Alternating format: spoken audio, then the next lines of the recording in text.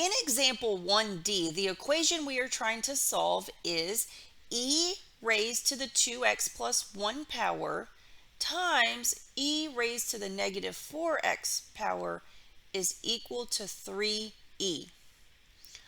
All right, first of all, we need to recognize that this is an exponential equation. So I see one exponential term right here that I've highlighted in yellow. You've got e raised to the 2x plus 1 power. The x is located in the power or the exponent, okay? But we have a second exponential term. We have e raised to the negative 4x power. In this blue term, the x is also located in the exponent or power. All right. The right side of this equation does not contain a variable. E is just a number. This is just 3 times e. It's some number. Okay. So this is definitely exponential. So we need to follow the protocol for solving an exponential equation. So what we need to do is, remember, you need to have the exponential term isolated on one side of the equation, or you need to create a situation where the left side of the equation is a single exponential term and then the right side is a single exponential term. Okay, so what we're going to do here, okay, there's a couple of ways you can approach it. You might be tempted, okay, let's start off by taking the logarithm, and you actually can do that, but your best option here is to combine this yellow exponential term and the blue exponential into one exponential term, okay? You've got a power of e times another power of e, okay? So you're multiplying two powers here that have the same base. So if you go back to page 1 and look at the laws of exponents that we reviewed, okay, that's going to be this situation right here in purple, okay? If you have, two exponential pieces that you're multiplying together and the bases are the same, you can combine them into one exponential term of that base and you add the exponents, okay? So here what we can do is, since both of these pieces have base e, we will combine them into one base e and we will add the exponent. So the exponent here is going to be 2x plus 1 plus a negative 4x. Okay, so now it's just a single exponential term. Okay, we're not going to do anything to the right side at this point. Okay, all right, so on the left side, let's go ahead and simplify the exponent. So in the exponent, we have 2x plus 1 minus 4x. We combine like terms, so 2x minus 4x is negative 2x, and then we have the plus 1, okay? That's got to equal 3e, okay? We have exactly what we want now. On the left side of the equation, we have a single exponential term. It's isolated. There's no number in front. So we are good to go. We can proceed by taking the logarithm of both sides.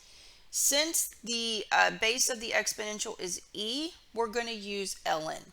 Okay, so next step, we're going to take the natural log of both sides. So the natural log of e raised to the negative 2x plus 1, that's got to equal the natural log of the quantity 3e.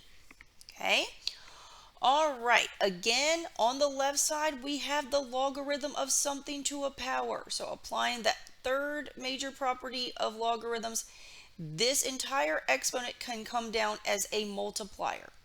Okay, so the left side becomes, I'm putting the entire exponent in parentheses, okay, because you're going to have to distribute this exponent correctly. Okay, the whole thing comes down, I put it in parentheses to be safe. It's going to be multiplied by the natural log of e. That's equal to the natural log of 3e. Okay, in the next step, okay, we know the natural log of e is 1.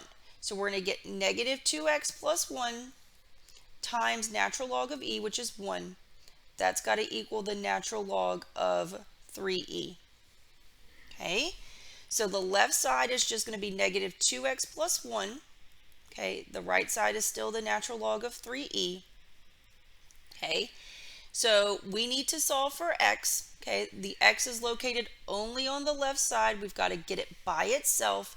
So we're going to reverse our order of operations. Let's go ahead and subtract 1 from both sides.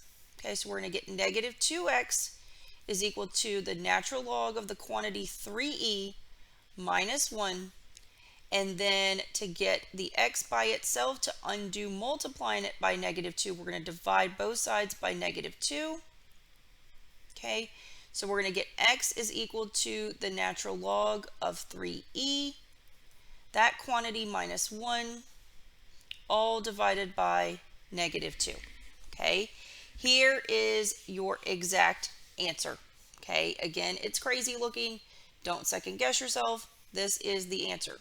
Okay, all right, we need to get a decimal approximation, so we're going to go to our calculator, okay, and punch this in to get a decimal approximation for x.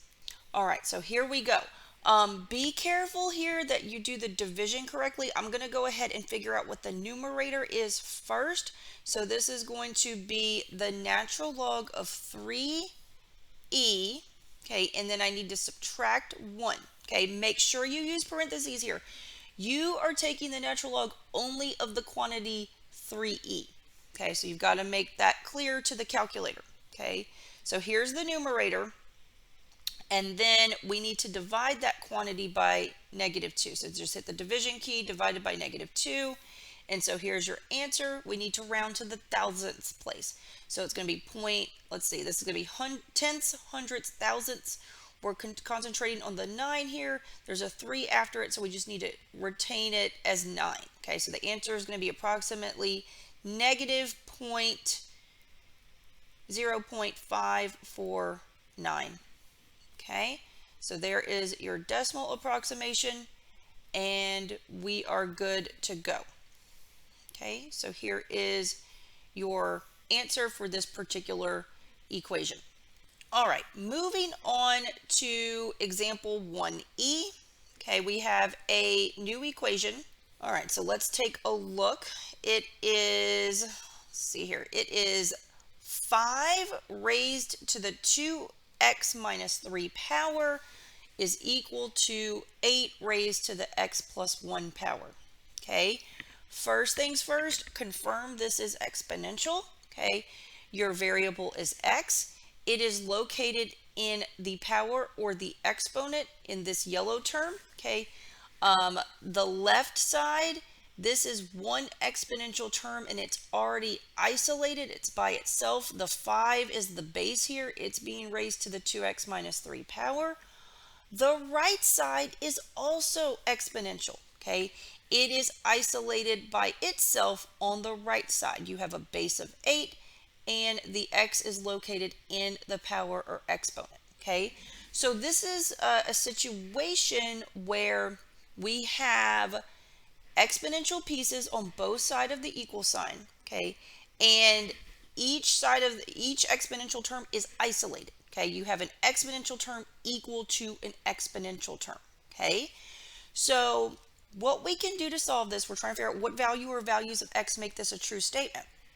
Since we have an exponential piece on either side of the equal sign, okay, they're isolated, okay, each one's isolated in its own right, we can start off by taking the logarithm of both sides. Okay, again, you've got a base 5 and you've got a base 8. The bases are not the same, but that doesn't matter. Okay, you're just going to take the logarithm of both sides. Again, it doesn't matter if it's log or ln, just pick one and be consistent. I'll use ln here. Okay, so I'm going to start by taking the natural log of both sides. Okay, so we're going to get the natural log of 5 raised to the 2x minus 3 power. That has to equal the natural log of 8 raised to the x plus 1 power. Okay, on both sides of the equation, we have the logarithm of something to a power. So we will apply the third major property of logarithms to both sides. On the left side, The 2x minus 3 will come down as a multiplier. On the right, the x plus 1 will come down as a multiplier. So we will get on the left, in parentheses, the entire exponent comes down, and you've got to make sure to distribute the natural log of 5 correctly. So put it in parentheses. It's going to be 2x minus 3, that quantity, times the natural log of 5 is equal to, on the right side, the entire exponent, put it in parentheses, x plus 1 comes down, times the natural log of 8. Okay? The good news is that x is out of the exponent. Okay, so it will be easier to solve for. Okay? We have to get x by itself. Okay, and now the issue is that x is on both sides of the equation. Okay, so you're going to have to kind of manipulate things according to algebra. Okay, and there's different ways you can do this.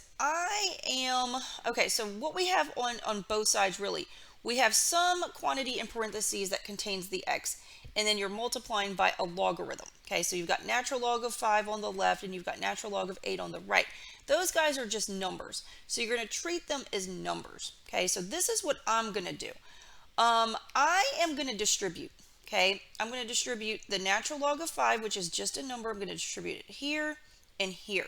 Okay, so I'm going to get 2 times the natural log of 5 times x minus 3 times the natural log of 5. That's what I get on the left side if I distribute this quantity, the natural log of 5. We're treating it just like a number because it is just a number. I am also going to distribute the natural log of 8 on the right side. So I'm going to distribute it here and here. Okay, so I'm going to get x times the natural log of 8 plus 1 times the natural log of 8. Okay? All right, so now, even though these are crazy looking numbers, what's going on is you can go to each term and consider, does this piece have an x or is it just a number? Okay, well, this piece contains an x, this piece contains an x, and then this guy is just a number, this is just a number. Okay, so think about how we solve equations, linear equations, where x is just raised to the first power. You want to put everything with an x on one side, and then you want to put everything that's just a number on the other side. Okay, so what I'm going to do is I'm going to move everything that has an x to the left side of the equation, and then everything that's just a number, I'm going to move it to the right side. All right, so I'm going to start off by moving all the x terms to the left. This term, 2 times the natural log of 5 times x, it's already on the left side, but this piece, x times the natural log of 8, I need to move it over. So it's positive, I'm going to subtract it from both sides. Okay, so I'm going to subtract it from the left, or I'm going to subtract it from the right. That means I have to subtract it from the left side as well. Okay, so let's see what that gives us. Okay, so let's see, do I still have room over here? A little bit.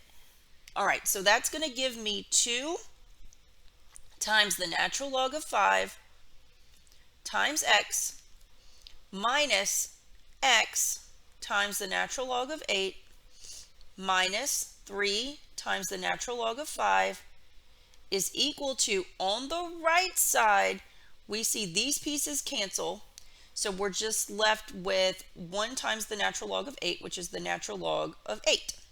Okay, so again, this has an x, this has an x. They're both on the left side. This is just a number, this is just a number. Okay, we want everything that is just a number to go to the right side. So I'm going to move this 3 natural log of 5 over to the right side. Since I'm subtracting it on the left, I'm going to undo that by adding it to both sides.